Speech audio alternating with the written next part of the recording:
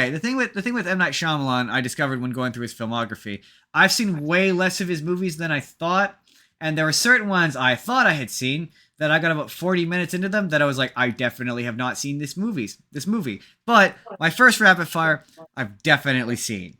Now here's the thing with M. Night Shyamalan. It's funny that you're like, Christopher Nolan has big ideas, because so does M. Night Shyamalan. The difference is he doesn't always execute them well. I find, and it's funny because I would say that I find that when he's executing other people's ideas, it tends to be better. But we're gonna come to why that's not true in the midway point of my little essay about M. Night Shyamalan. So to start off with, we're gonna talk about Signs.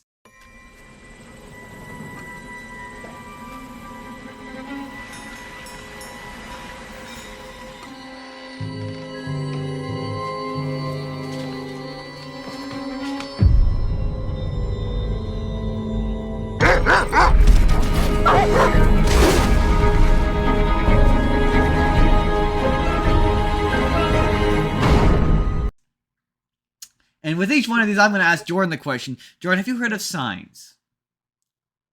Nope. No. Okay. You have. I mean, sure maybe you have. maybe if you describe it, Yeah. I would have, Okay. but not by name. The other thing with these movies is, and I'm going to say this now, they all involve twists. Okay? What they a all, twist! They all have a big twist or a little twist, or there's twists involved. I'm going to, in order to talk about why these twists suck, have to talk about them. What a twist! What a twist! Yeah, that's where Big Twist came from. I'm gonna have to spoil a lot of these movies and talk about them individually. Sorry, Jordan, for a lot of these you haven't seen them. I'm gonna have to give them away. I will tell you whether or not they're. Spoilers for everyone who's listening, including Soraya on Audible.com. Yeah, Spotify. Not Audible. Spotify. They listen on Spotify. Spotify. Yeah, Spotify. there are one Spotify listener. I was thinking of Spotify, and I said the other thing. Hey, Soraya, thanks for listening on Spotify. Anyway, Thanks for tuning in. So I'm gonna have to give away these movies, and for some of them they're good. So it's a shame I'm gonna have to, because you would probably like. It's okay. Them. I'll just relax and close my eyes and only half listen. Also, you very rarely remember twists anyway. But let's start off with Signs. So, Jordan, Signs is you may remember it from Scary Movie 3, but I have a terrible memory. It's Mel Gibson and Joaquin Phoenix, and he's a farmer and he used to be a priest, and the aliens have come to Earth, and they're like leaving crop circles, and it looks like they're slowly leaving signs that they're slowly working up to an invasion. And it's yeah, in Scary Movie 3, it's Charlie Sheen plays the character, and his wife died, and no, you don't remember this one? No? Okay. That's pretty much it. It's very weird. So the big thing with M. Night Shyamalan that people said that I never noticed until this week was everyone says, like, none of his characters speak like they're humans. Like, you're watching his movies and you're like, people just don't talk like that. So, like, everyone in this movie, basically, Michael gives you there's various flashbacks to her dying throughout the movie, but at the very end you find out that Mel Gibson's wife died because, like, some driver fell asleep behind the wheel on his way home and hit her as she was walking and pinned her up against a tree, essentially like slicing her in half. But she's somehow still hanging there, still alive. But the moment they move the car, she'll instantly die. So he has like one last moment to say goodbye to her. Sure, because as soon as they move the car, all her guts are gonna spill out. Pretty well, yeah. And so, like, he, as a result, has like a crisis of faith. So he no longer believes in God. But everyone is trying to convince him to believe in God. Like, the kids keep trying to pray. And the brother, who's played by, I think I've played a clip of it where it's Joaquin Phoenix being like it's a bunch of nerds. Secret societies were invented by a bunch of nerds who didn't have any girlfriends. The dialogue's like all like that. So it's like just Mel Gibson like being like, we don't pray to God in this household anymore, and just yelling and screaming. It's so weird. But you find out that there's just the characters have different random quirks. So, like, the daughter constantly wants new glasses of water, and she just leaves them around the house. Joaquin Phoenix, he just wants to. He's a former failed baseball player who doesn't know when not to swing, so he just swings every time, and he has this high strikeout record because he constantly swings.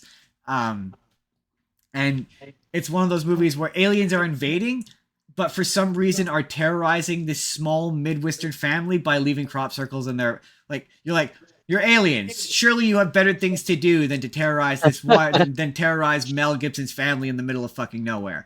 Like, Nope, they've made that their only goal in right? life. And so like at the end of the movie, the aliens are finally like they've show and the kid the son has asthma. And so the aliens show up and they're trying to like spray this poison in the son's face, and because he has asthma, it's not working. And it turns out that the aliens are weak to water. So like all the glasses of water across the house, and he tells Mel Gibson swing away. So then Mel Gibson takes the baseball bat and just starts beating the hell out of the aliens with a baseball bat and like hitting them with the glasses of water. So they leave, and it just ends with Mel Gibson being like, God must be real because he made my son have this asthma ability so he didn't get sick from the aliens. Now I believe in God again, and then that's the end. So I'm sorry, I'm stuck on the fact that you said that these aliens are weak to water, and then decided to come to a planet that's like what 70% water. Yep, go figure, right? And they never explain it. You never really see the aliens. They don't really have a motivation beyond just kind of generically invading Earth. Like invading Earth, wanting to take over the planet is not enough of a motivation, in my opinion. Like just vaguely being like they just kind of want to vaguely take over the world. Now, to me, it's not. That's not an interesting backstory or motivation. Like it's what makes the Independence Day movies boring. Oh, I just want to terraform. Okay, that's not very interesting. Yeah, it seems lazy. But yeah, that's science. Don't be afraid.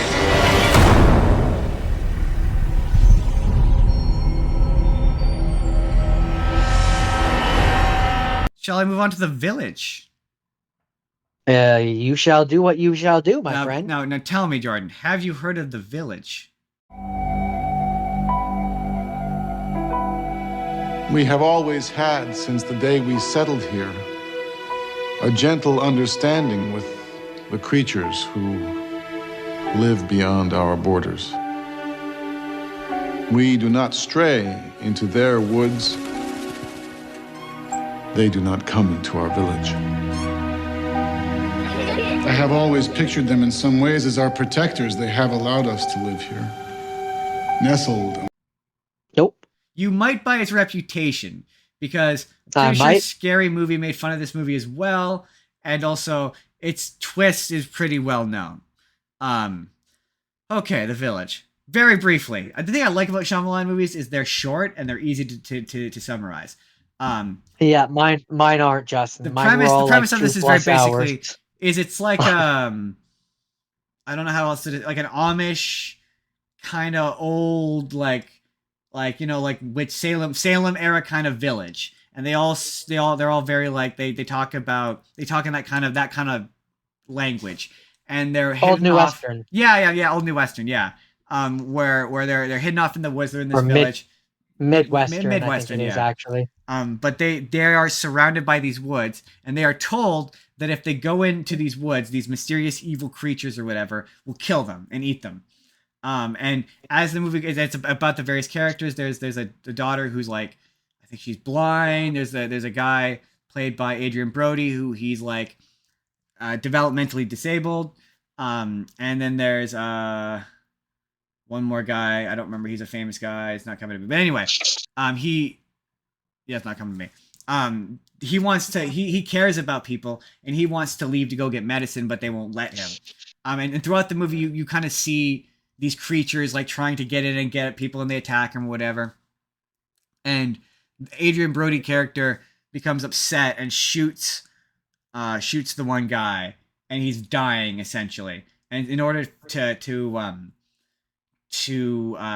him to live, they have to go get medicine from what they call the towns. And it's revealed that they're not actually in like an old like 15th or 5th century whatever village, that they're actually in modern day, and these people are all like from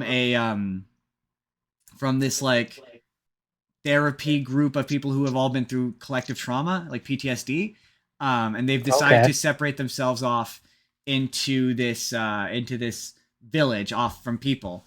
And it turns out that the main character's dad or whatever, he's like this rich guy, and this village is in the center of reserve, animal reserve that no one's allowed to go into and no one's allowed to fly over, so no one knows that they're there. And so she leaves Okay. and runs into one of the park rangers, and he gets her the medicine, whatever she needs, and doesn't tell his boss that she's there, and she just goes back. And when she's trying to get to the towns, she gets attacked by one of the monsters and pushed in a hole, and the monster gets knocked to the side, and you find out that there are no monsters, that the monsters are just the town elders dressed up pretending to be monsters, and the Adrian Brody character found this costume and was pretending to be the monster and dies keeping the secret. And they're all like, well, we can just keep the secret still and not tell anyone in the village, so they still think that the monsters are in it. And the whole idea is that they're like not bad people. This place is just a way to escape from like their trauma. But my argument is, it's really like the twist is not bad. Like it's a really well-known twist. Oh, the village takes place in modern day, and everyone reduces it to that. But it's not a bad twist because he doesn't telegraph it. Like you don't really see it coming. What makes it a bad twist is there's this really prolonged voiceover where all the characters in order say what their backstory is and what they're like my name is this, and one day my brother was walking home from work and he got stabbed and robbed, and like they all say what their sad backstory is just in a row over a montage right at the end. And then it does the scene where they're like, maybe we don't say anything about what happened here and we let everyone think that the monster killed the guy and he wasn't dressed as him, and we continue the lie, and then the movie ends. So it's like it's not a bad twist. It's just poorly executed. And that's my thing. That's my thing with a lot of his movies is they're interesting ideas. Like this idea of like this hidden village that thinks they're in the 5th century or whatever. That is actually in the modern day. It's a good twist. And the last one, like these alien invade, they're weak to simple things, but his endings never pay off. And they never work in the end because it's just like, yeah, it's just badly executed. And also, so sorry, go ahead. I was just gonna say, and also just like I'm bothered by the ethics of it. Like it's one thing for these people to go off and be in this village and not have kids and be off from society because they feel society is too dangerous, but to propagate this lie and say to their kids, oh yeah, to lie to their kids and let them believe that these bad things are out to get them, I think is highly unethical and goes against the very idea of this place. Isn't that basically what the Amish do? Yeah, no, but the Amish at least have Rumspringa. Like that's a real thing. I mean, fair enough. But my point is go off and experience the world.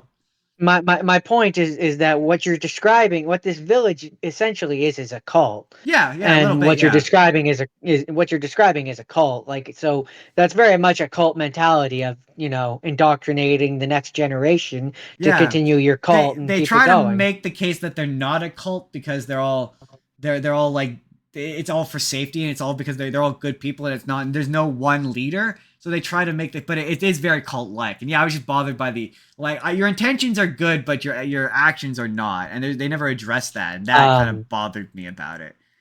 Also, the whole monster killing people and a person dressing up at it and yada yada yada. For whatever reason, as you were describing it, the first thing that came to mind was that show Riverdale. Yeah, where there was the dude dressing up as the monster and going and killing people. My thing with his movies is a lot of his twists are so infamous. It's hard to go into these movies clean. So like I'm looking for it, and I know it's coming. So like it kind of it changes my viewing, my read of this movie, right? So I try to put myself in the perspective of if I didn't know that was coming, it would be dumb.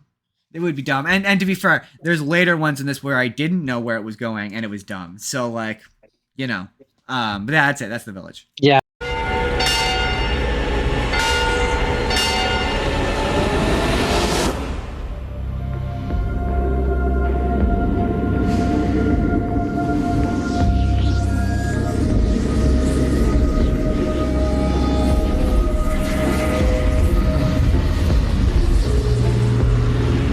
next one is Knock at the Cabin, which is one of his more recent ones, and that movie is really, really good.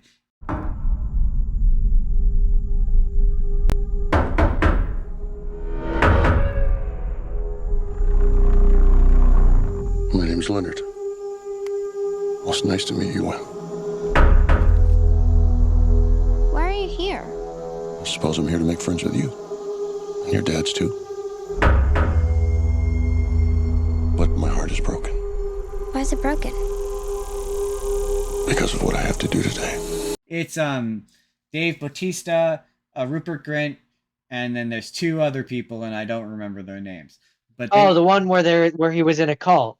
yeah, he shows up at their cabin while they're vacationing, and he's like, the two of you need to pick one of you needs to die in order to prevent the apocalypse. And the movie is essentially them slowly killing themselves while the apocalypse kind of happens. And then at the end, one of them does it. And it's honestly really good. Dave Bautista is really good. That's the movie. I made a video where I was like, who's the best wrestler turned actor? Because honestly, he's a really good actor, and it's a really good performance. You're kind of like, I don't know that he says he's a second grade teacher, and I'm like, okay, but no, yeah, I definitely believe it by the end of it. Rupert Grint, he's in it for a very short time. Standout performance from him. It made me go, man, where's Rupert Grint on a post Harry Potter career? Because like we had a Daniel Radcliffe and an Emma Watson. Where was Rupert Grint? Because man, he is good. He's good in this. There's a really good sequence where he dies. It's really good. He was in an ice cream truck that he bought with the money that he got from Harry Potter. And he was going to people's houses and not being able to say no. I also heard that. Apparently, he wound up at like some drag queen. Yeah. I heard that, and they wanted to put him in drag. Yeah. But no, it's otherwise a very good movie. Jonathan Groff is in it. I don't know who plays the boyfriend, but he's very good. All around, very good movie. The twist is kind of fun. You're never quite sure, really, up until the end, whether or not it's real or not. And then at the end, you're still not sure if it's real or not. And as an adult, I love ambiguity. I think it's great. I think that's it. I do not. I don't like ambiguity. I like my things to be cut and dry. I like me some ambiguity. I think we both know that I'm not all for that. That is true. If you fail to choose, the world will end.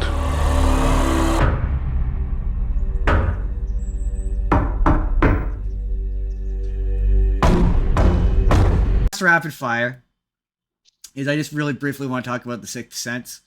I think it's his best movie. I think it's the most well made. I think it's really fun because there's so much little detail in the background. Sorry, if you haven't seen The Sixth Sense and you're unfamiliar with the twist, I can't help you. Bruce Willis is dead at the end of Sixth Sense. Jordan, are you shocked? I see dead people. You were supposed to be like, what?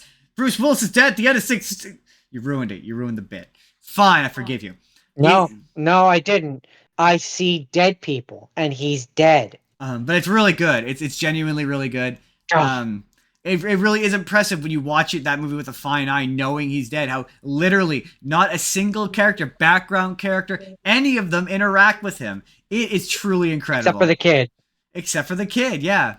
It is on, and the dog. And it's a lot of really funny moments in that movie where once you like, if you pretend you don't know that Bruce Willis is dead, if you go back to not knowing that, which it's hard to, and you're like, wait, why is the child psychiatrist at his play?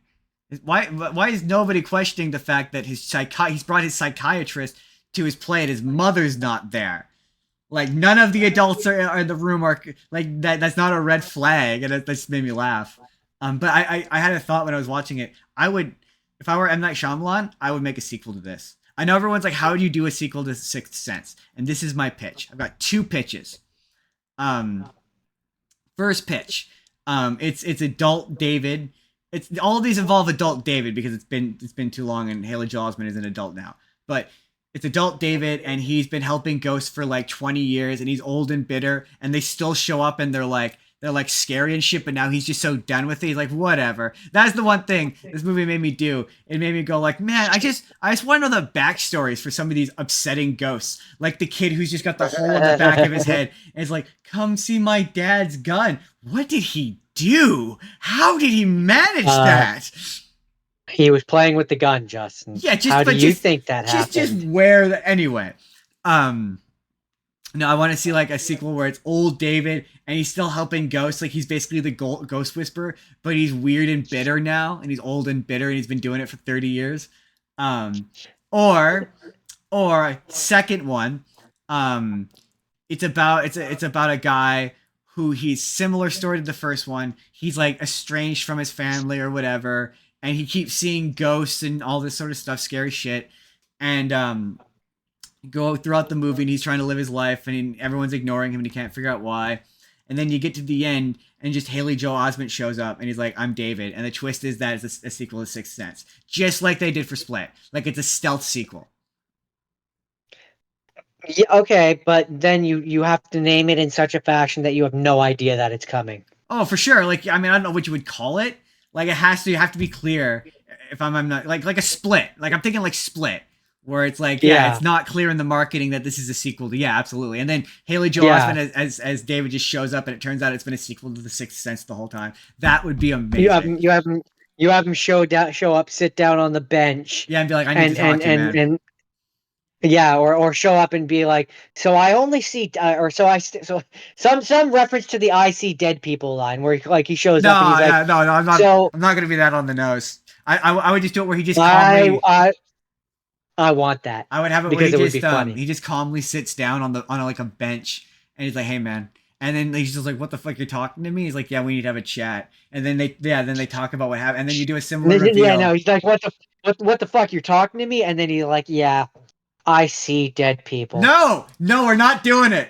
I'm not doing that. It's too on the nose. Yeah, I'm not doing that. No, it's perfect. It is not perfect. It is way too on the nose. No, I think no. It's too much. It's a hat on a hat, you idiot. It's great. It's exactly the amount of hats that I want. No, it's too many hats. Haley Joel Osment is enough, you fool. It's the perfect amount. Fool. I veto. No. I'm using my one veto. I'm vetoing this bit.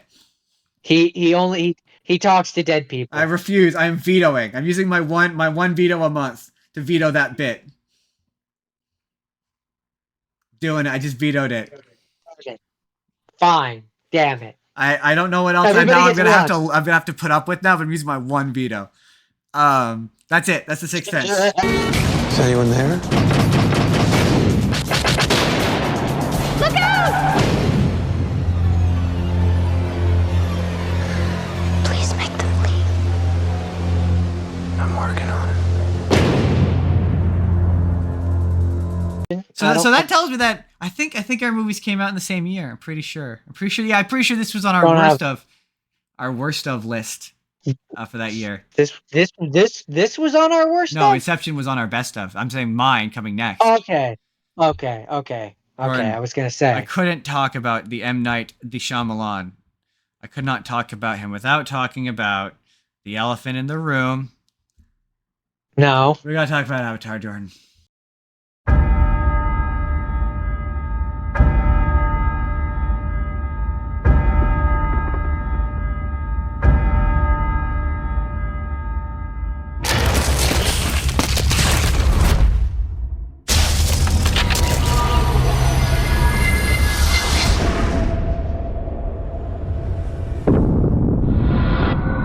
You are the last of your kind. We don't. Oh, no, Justin, you're not using M. Night Shyamalan's name for him, Justin. The Avatar. The Avatar. See, okay. There's so much to talk about in this movie, Jordan. Diz Inferno says, Brian De Palma is my favorite director of all times. Brian De Palma. I recognize the name. What is something he has done? I recognize the name. Give me a top 3 Brian De Palma list in the chat for me. And we gotta talk about Avatar, The Last Airbender, The Avatar. The thing about the mispronunciations that drove me crazy. They almost should have gone. It's Avatar, The Last Airbender. The pronunciations bother me for two reasons. Number one, M. Night Shyamalan said that he watched the show with his daughter before making this, and that's why he wanted to make this movie. That cannot be true. That has to be a lie. Because if that is true, then all of the mispronunciations are deliberate, and all of these actors were intentionally told to do that. And the other reason why it bothers me is because there are certain actors who pronounce things correctly. So like every once in a while, you get an actor who's like the Avatar. Like that's the correct way. So somebody on this set knows how to pronounce these names correctly. So this has to be intentional. It has to be. So Disinferno has listed 3. Scarface, Oh, yes. Carrie, Okay, yeah. and Mission Impossible. Oh, okay. Sorry, what was the first one? First one again, sorry? First one, Scarface. Scarface is really good. Second one is Carrie, and third one is Mission I have Impossible. never seen Carrie, and I've seen one of the Mission Impossibles, not the first one, but I have seen that one. That one's good. Yeah, that was really good. Scarface is really good. That movie's really good. But anyway, So maybe next time, maybe next time that'll be your next choice. Well, yeah, we'll take a look at some Brian De Palma next time. Yeah, it's just not a very good movie. It doesn't understand the show. I watched a video about it where I'm like, where they said, I've never seen the show, and I watched this, and I went, something's off, and that really harkened back to the first time I watched it, where we both watched it, where we were like, we've never seen the show, but even we can tell that something's gone wrong here. It felt wrong. It feels wrong. Like things weren't. Yeah. And it is very much a consequence of like squeezing 10 to 15 episodes of a show into an hour and a half movie. Oh yeah. Like that's the thing, is it's squeezed the entire first book into the movie, into an hour and a half. I thought it was at least 2 hours. I remember it being 2 hours. It's only an hour and a half. That's crazy. That's not enough time. Yeah, no, like you were never gonna get it. No, like that's the issue with a lot of things like that. We've talked about this on the anime episode when I watched all the live action anime, or the Japanese episode rather, where it's like, yeah, no, when you try to take a season of TV and put it into an hour and a half long movie, you're never gonna do a good job. It's never going to be right. But like also with Avatar, there's a few episodes here and there where you could like split and splice out and turn into just like scenes. Like if you had made this into a 2-hour movie and you competently made it, and the thing that bothers me with this movie is it's just so cheap looking. Like the fighting looks bad. It all looks like none of the characters are right. They're all boring and dull and awful. And it doesn't feel like the person who is... Sorry, go on. The fact that you had to have an entire squadron of earthbenders do their funky dance just to lift one rock. The firebenders can't bend. They can't create fire.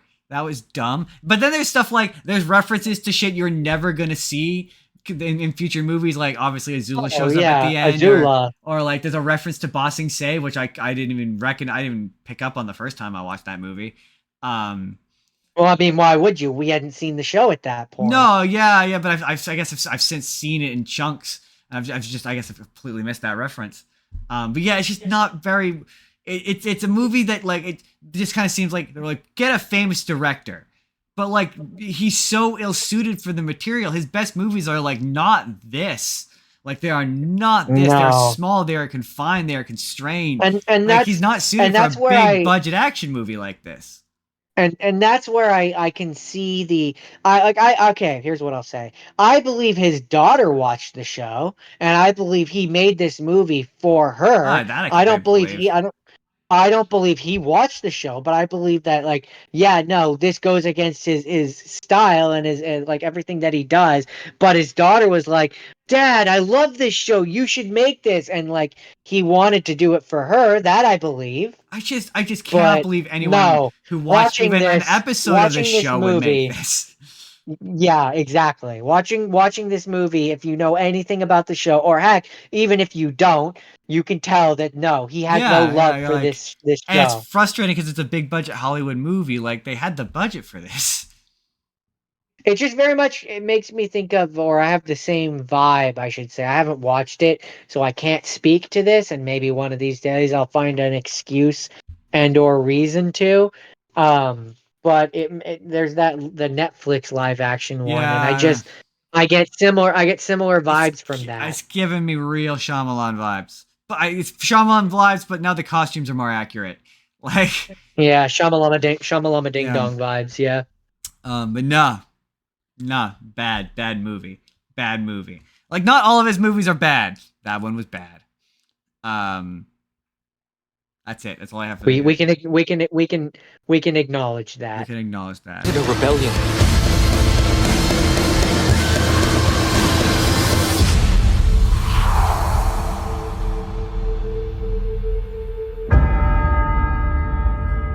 He will need you.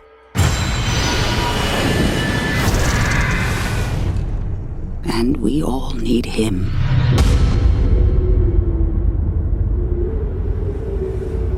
You have a choice between 3 movies. Which one would you like to hear about first? The Beach That Makes You Old, Lady in the Water, or The Happening? It's not actually called The Beach That Makes You Old. It's called Old, but it's about the beach that makes you old. I mean, I was gonna say okay, well then that changes things. What were the 3 options again?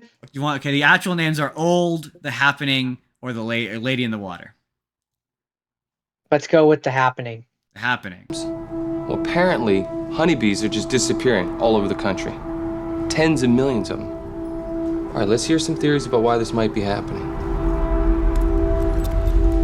Nobody? You're not interested in what happened to the bees?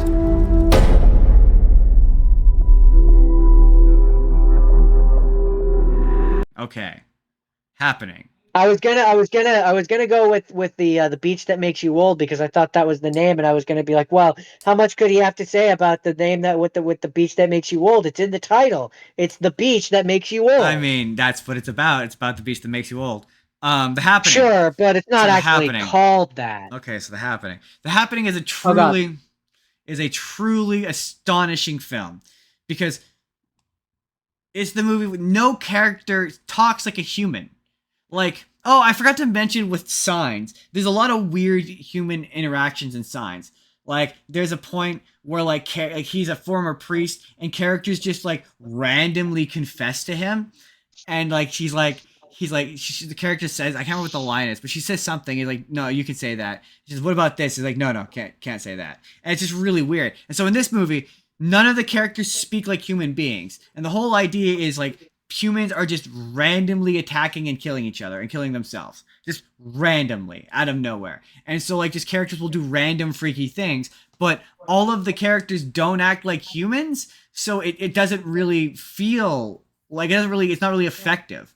So like you got Mark Wahlberg, where if I had a nickel for every time Mark Wahlberg played a scientist in a movie, I'd have 2 nickels, but it's weird it happened twice because he plays a high school science teacher and he's teaching them science class, and it's not remotely believable because it's Mark Wahlberg. And so yeah. When you say that, I then just picture Willem Dafoe, as Norman Osborn saying, "I'm something of a scientist myself." Yeah, sort of. He just says really dumb things. It's like the Transformers movie. He's like, I'm an inventor. Oh, okay. But so basically, are you? All these people start doing, and it starts to happen in the cities. So people are trying to escape from the cities. And the movie is basically Mark Wahlberg. He's married to the girlfriend from Yes Man, Zooey Deschanel. That's her name. And they're trying to get away, and they leave with. I like her. She's cute. I forget the guy, John Leguizamo. And they leave, and John Leguizamo realizes that his wife's not there, so he goes off to another city, and he leaves their daughter with them, and he gets infected, and he ends up killing himself. And big twist of the movie, Jordan, is it turns out that the plants are doing it. It's the plants. The plants are the ones doing it. The plants are killing people? Yeah, the plants basically are releasing a toxin that creates a change in your brain chemistry that makes you want to kill yourself. God damn it, Poison Ivy! Stop doing things with nature. And initially it only affects large groups, but then as it gets stronger, it affects people individually. And the ending of the movie, you think that it's all safe, and then it turns out that, oh no, it's just like a lull. It's gonna come back in full force. But the thing is no actual professional scientist in the movie says it's plants. It's just Mark Wahlberg, high school science teacher, saying it. He like, and some random guy with a greenhouse. He's like, oh yeah, plants have feelings and they care, and he's talking to his plants. And so Mark Wahlberg at one point is like, yeah, he's right. It's the plants that are doing it. But you're like, but no actual scientist has said this. Like, there's moments where you see on the news, they talk about these people doing these freak things, but there's never a moment where an actual scientist says what's actually happening. So it could be anything. And there's never an explanation for it. It's dumb and the acting's bad. But it's like, the thing that was so perplexing about it for me was like, he knows how to make movies where people talk normal. Because like in The Sixth Sense, they don't talk weird in that. Like in Signs they did, but like in The Happening it was forgivable because they were in like this weird village. But then like in like Split, all those movies, like they still more or less talk like regular people. But here it's like, I think I showed you the clip of him being like, what? No. Like that's the whole movie. No. That's the whole, and you're like, I've seen these guys in other movies not act like this. Like him and Zoe Deschanel have so many weird conversations, like very weird conversations where you're like, people don't talk like this. So I'm sorry, I'm still stuck on the fact that you said, okay, so the plant things control groups of people. Just plants, everyday plants, just plants generally. Okay, whatever, plants. The plants control a group of people, and then as they get stronger, they move down to controlling a singular person? They release a toxin, and initially the toxin's only strong enough to control large masses of people. But then as the toxin apparently gets stronger, it can control individual people. Because at the end of the movie, you know that old lady I showed? That's my sticking point is, would it not be the opposite case where it controls a single person and then as it gets stronger it controls a group of, how is controlling a group of people, how is controlling a singular person stronger than a group of, it's not a good movie. Like this is what I mean with M. Night Shyamalan, where he has these good ideas or these kind of good ideas and concept of like, yeah, here's this idea of like the plants are trying to kill us. That's kind of interesting, but he executes it so weirdly and poorly. I saw some people say this is a good B movie. I'm like, it's not, because it doesn't make any sense. I can't get past that fact that I couldn't watch this because that makes no sense to me. How is one stronger than seven or several or a group? That makes no sense. It should be that they control. It should be that they can control one person at a time, and then as they get stronger, then they go. And that's how more means more powerful. How does shrinking down to controlling one thing?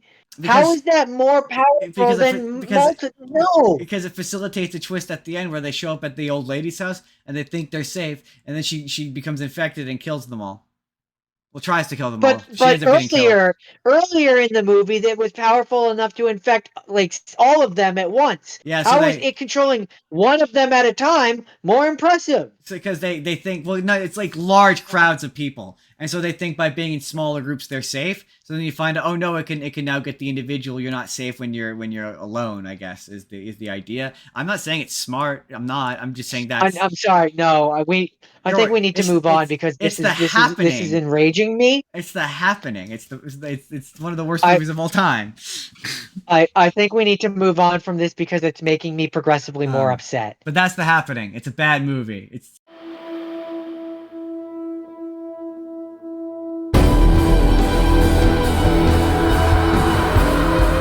Science will come up with some reason to put in the books. But in the end, it'll be just a theory. We will fail to acknowledge that there are forces at work beyond our understanding.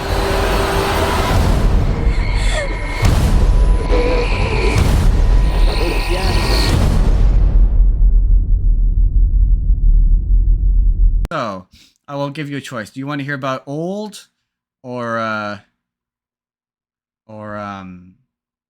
Lady in the Water? They both. So okay, before I answer that, I'm gonna answer a question with a question. Which do you like more? Ooh. Probably Old. I quite like Old, even though Then it's let's fucking go with weird. the Lady in Red, and we'll end on a high note. Okay, so the Lady in Water.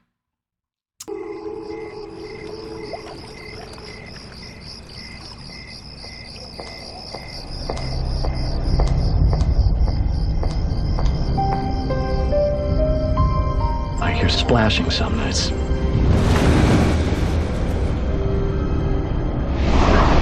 Hello? Hey! I saw you! I saw you!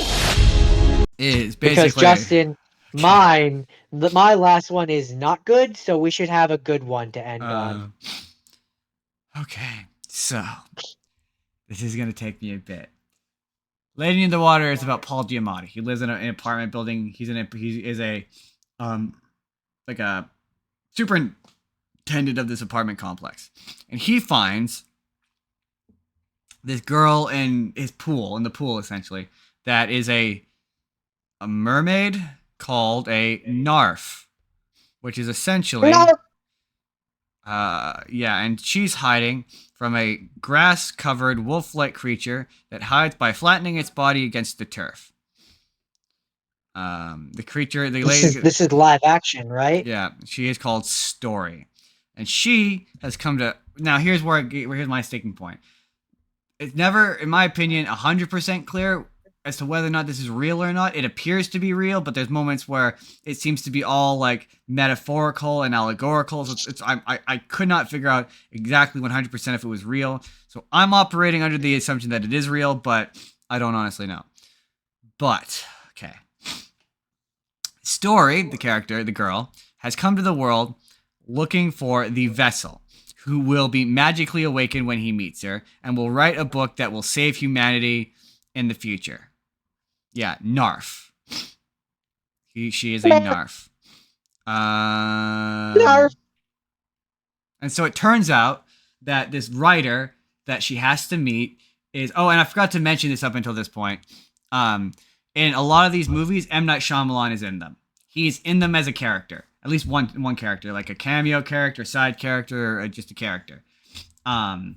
Like in. So, do you like that? Well, okay. Sometimes they're interesting, sometimes they're not. In this one. So wait, was he in Avatar? I think so, yeah, but I think he's a background character. He might not have been. That one I'm not 100% sure. I'm so focused on the content of that one, it's hard to know. But in Split and Unbreakable, he's like a security guard. He's the same character in both of those movies, but he's like a security guard who happened to be at the zoo. Not the zoo, but in Unbreakable, he happened to be working on at the place where Bruce Willis went to, and I can't remember what his participation is in the second one, but he's supposed to be the same character. But anyway, so it turns out that this writer that Story is supposed to find is you'll never guess it, M. Night Shyamalan, playing a character named Vincent. And so it turns out, Jordan, that oh yeah, the wolf thing is called a scrunt. What is with these names? Yeah, you're kind of starting to get it. Narf. Yeah, okay. He discovers that the right. Sorry, it's just I have to read this because otherwise I'm gonna forget all these names. There's a writer called Vic Rand who is struggling to complete a cookbook that he's writing, and by meeting Story, she sharpens his inner voice and explains that the cookbook will contain ideas so significant that they will inspire a future president, a great Western. This is M. Night Shyamalan, by the way, the director and writer of this movie. Remember that. Will write something so significant that a future president, a great Midwestern orator, to greatly change the world for the better. And Vic later deduces, and Story confirms, that he will be killed because of the controversial nature of his ideas. So he is really stroking his own ego there. De-stroking something. Yeah. Oh, just really stroking his ego. Absolutely. I said this would be way more interesting if instead of just being some random guy, he was himself. Like he was just I he was mean- just M. Night Shyamalan. He was in the middle of writing like The Sixth Sense or something. Like yeah, it'd be Or equally as or- self-indulgent, but at least it'd be interesting. Or if he like was friends with another director, another famous director, like maybe Steven Spielberg, and he could do it in such a way where he was like poking fun at him, and like you name him after him, or you know what I mean? I mean, even regardless, just have him. Yeah, I would just be like, if you must play this character M. Night Shyamalan, just have it be you. Like, I think that'd be way more fun. And then it turns out that there's basically a trio, a group of people who are there who must support the story.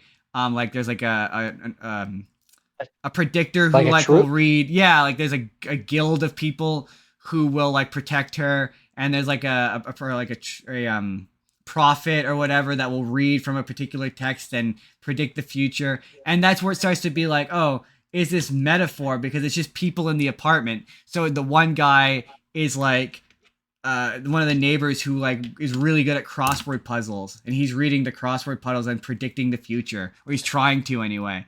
And it turns out that he listened to the whole bit is there's a movie reviewer who lives in the building, and the whole bit is she's a character from a storybook, like from a fairy tale. And the whole thing is he keeps going to this old Asian woman to get more details about this fairy tale, and he's trying to work out what the story is. So he goes to the movie, and the movie editor keeps making like oh, this is the point in the movie when this happens. Oh, this is the point in the movie when this happens, and stuff like that.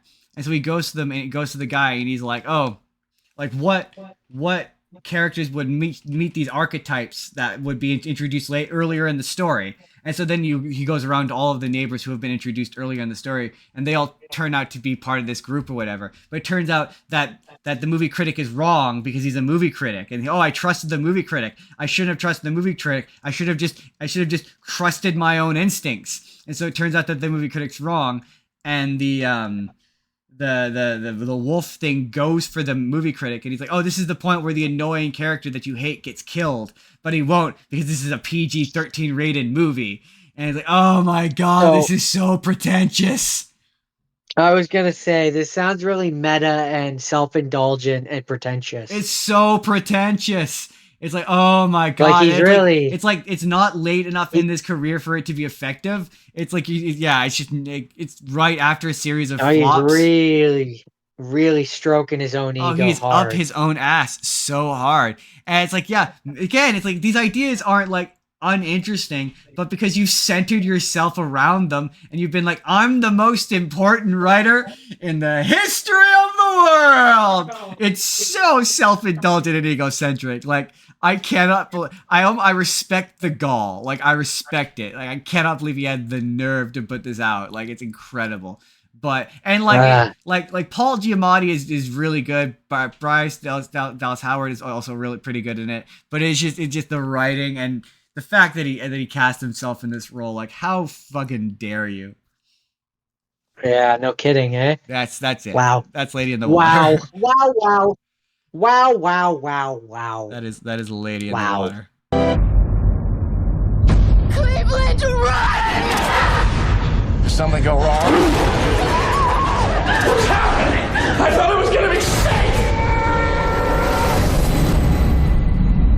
M. Night Shyamalan's Lady in the Water. Okay, so let's do The Beach That Makes You Old. Okay, The Beach That Makes You Old is exactly what it sounds like. Are we there yet? You said 5 minutes. Technically, it's been more than 5 minutes. Let's just all start slowing down.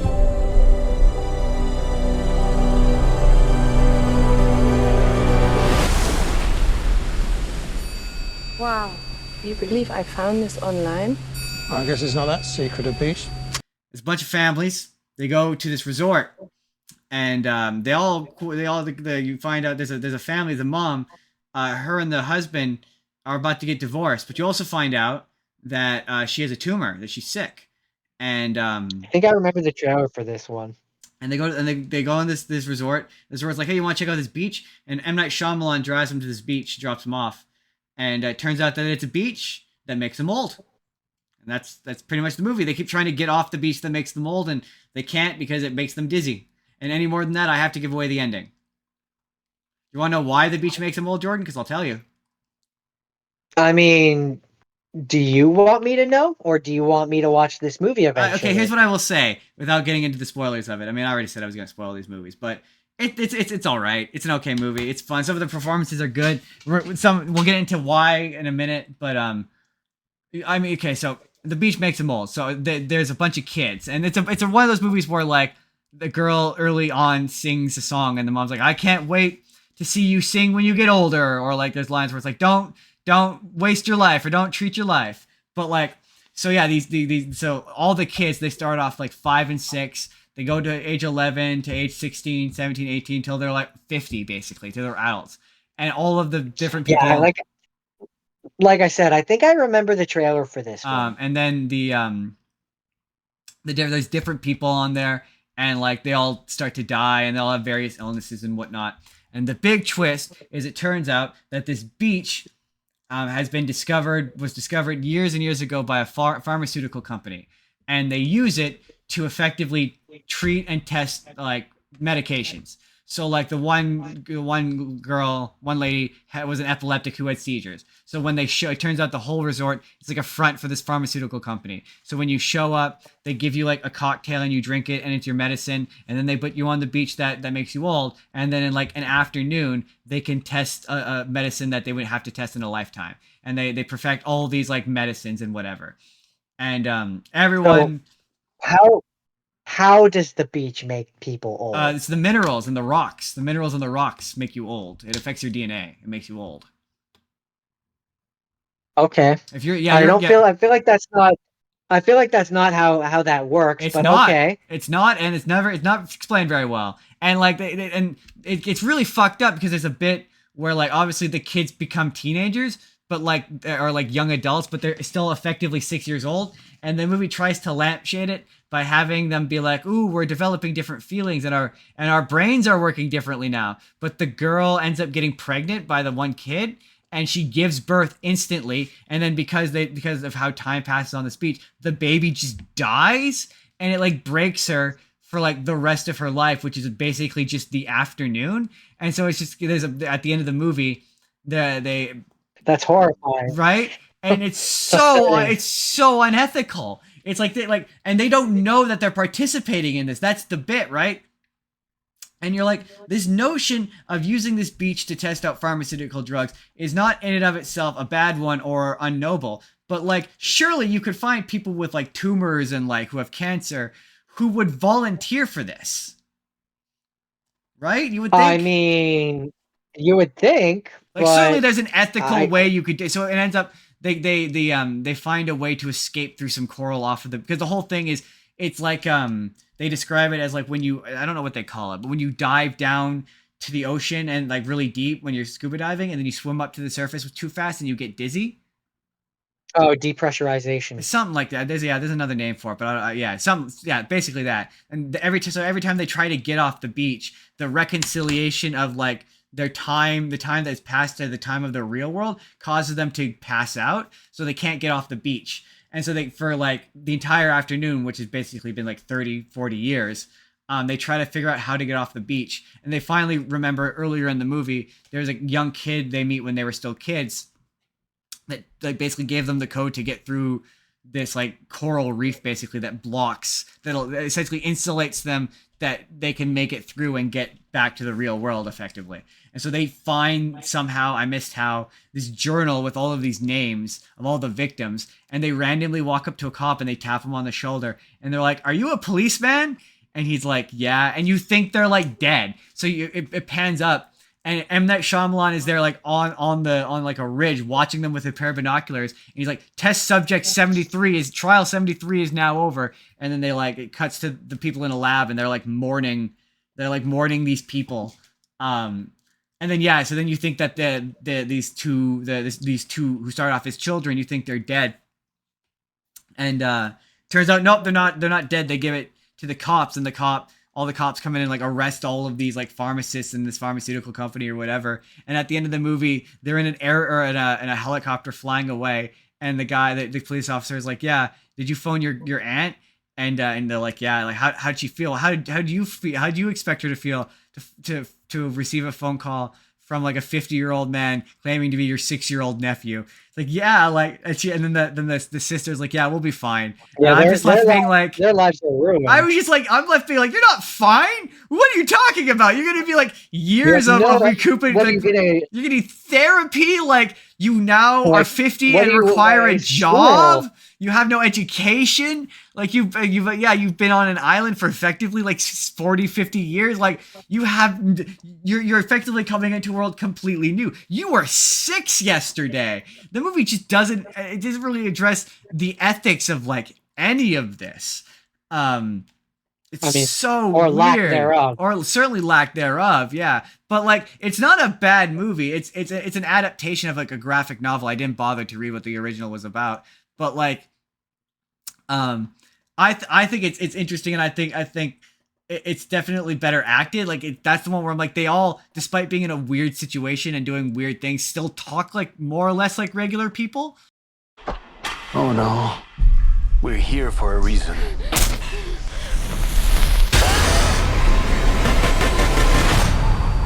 Jordan, ask me the questions. What was the best? That's The Sixth Sense. Easily the best.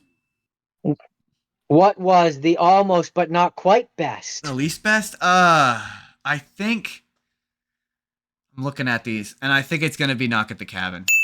I really like Knock at the Cabin. That was really good. That was legit, and that was also an adaptation of a book, and it's pretty much 1-to-1. It's very surprising how faithful it is. So yeah, Knock at the Cabin. You want to know the worst? And what was the worst? Oh, I'm so torn because I really hated Lady in the Water.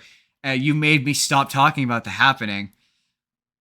I gotta go with the Last Airbender. That bastardized the franchise. Like, I gotta go with Last Airbender. It's gotta be Last Airbender. If that felt there willful. was no other choice. Any other choice that you gave was gonna be wrong. Now for the least worst, I'm torn. So what was least worst? I'm torn between The Happening and Lady in the Water. I'm gonna go to you based purely on what we talked about today. What do you think is the worst sounding? The pure pretentiousness of Lady in the Water. No, that's cheating. You have to choose. I had to choose. You have to choose. You're right. Lady in the Water. That movie's so fucking pretentious. Like, but it's like a slight edge over The Happening, because The Happening was pretty bad. That was the only other fair choice. I mean, he's really working his ego there, Justin. Oh, it's pretty. He's stroking it pretty good. It's. I could see why the argument for it being worst is there, because it is that egregious sounding. Yeah, it's very egregious. The Avatar one is so bad that people that haven't even seen the original content are capable of acknowledging that it's not faithful to the source material. Totally fair. You're right. Even if you hadn't seen the source material, you know something's off. That means it's truly bad. Yeah, that's a fair point. That's a fair argument. I agree with that. It's the same. It's the same as Dragon Ball Evolution. People who didn't even know Dragon Ball were like, yeah, this doesn't feel right. Something's off with this. And my thing with The Happening is, I saw someone say it's like a Birdemic or like a Troll 2, and I'm like, yeah, okay, maybe, but because I know everyone involved in this can do better work, it bothers me more. Like, if it has the vibe, it reminds me of like, I mean, yeah, it reminded me of Troll 2, and like, that movie was made by nobody on no budget. This was like 20th Century Fox, or like, it had a major studio behind it. It had money, so that is egregious in and of itself, which is why I almost said The Happening. But it's that, yeah, that, I mean, it's really up. The Lady in the Water is just so up its own ass. The Happening has stupid logic that I will never understand, and it makes me upset. I will not engage with it any further, Justin. How is controlling one person more powerful than controlling a group of people? Until that can be explained to me, I will not engage. I will say, what's up? It's Justin at the end card here. But that was the works of M. Night Shyamalan. Well, at least some of the works of M. Night Shyamalan. I definitely missed some. But what do you think? What do you think is his worst movie? And what do you think is his best movie? Let me know in the comments below. And if you want, you can click on the left-hand side where it'll take you to the full episode where we also talked about Christopher Nolan and his movies, and let me say, his movies are a lot better. Or you can click on the box on the right and it'll take you to any video that YouTube thinks you're gonna like. So go ahead, hit the subscribe button if you haven't already, and have a good day, everybody!